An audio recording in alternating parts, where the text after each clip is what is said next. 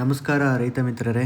ಇವತ್ತು ಅಡಿಕೆಯಲ್ಲಿ ಸುಳಿ ತಿಗಣೆ ಬಂದರೆ ಹೇಗೆ ನಿಮಗೆ ಐಡೆಂಟಿಫೈ ಮಾಡೋದು ಅಂತ ಹೇಳ್ಕೊಡ್ತೀನಿ ನೋಡಿ. ಈ ಒಂದು ಸುಳಿ ಬಂದಿರತಕ್ಕಂಥ ಮೊದಲನೇ ಎಲೆ ಒಂದು ಈ ಥರ ನಿಮಗೆ ಆಗಿರುತ್ತೆ, ರೋಗ ಅಟ್ಯಾಕ್ ಆದರೆ ಈ ರೀತಿ ಆಗಿರುತ್ತೆ. ಸೊ ಅದನ್ನು ನೀವು ಸ್ವಲ್ಪ ಅಬ್ಸರ್ವ್ ಮಾಡಿ ನೋಡಿದಾಗ ಆ ಸುಳಿಯಲ್ಲಿ ಈ ರೀತಿ ಹುಳಗಳು ಕಾಣಿಸ್ತಾ ಇರ್ತವೆ. ಹುಳ ಅಥವಾ ಕೀಟಗಳು ಈ ರೀತಿ ಓಡಾಡ್ತಾ ಇರ್ತವೆ. ಇದು ತುಂಬ ಇರ್ತವೆ. ಇದನ್ನು ಅಟ್ಯಾಕ್ ಆಗಿರೋ ಅಂಥ ಗಿಡದಲ್ಲಿ ನಿಮಗೆ ಈ ಥರ ಕಾಣಿಸ್ತಾ ಇರ್ತವೆ. ಇದನ್ನು ಇಂಗ್ಲೀಷಲ್ಲಿ ಸ್ಪಿಂಡಲ್ ಬಗ್ ಅಂತ ಹೇಳ್ತಾರೆ, ಮತ್ತು ಕನ್ನಡದಲ್ಲಿ ಸುಳಿ ತಿಗಣೆ ಅಂತ ಹೇಳ್ತಾರೆ. ಇದು ಬರೋದಕ್ಕೆ ಹಲವಾರು ಕಾರಣಗಳಿದ್ದಾವೆ. ಅದರಲ್ಲಿ ನಾವು ಮೊದಲನೇದಾಗಿ ನೋಡೋದಾದರೆ ಸಾಯಿಲಲ್ಲಿ ನ್ಯೂಟ್ರಿಷನ್ ಡಿಫಿಷಿಯನ್ಸಿ, ಮತ್ತು ಎರಡನೇದಾಗಿ ವೆದರ್ ಕಂಡೀಷನ್ ಆಗಿರ್ಬೋದು.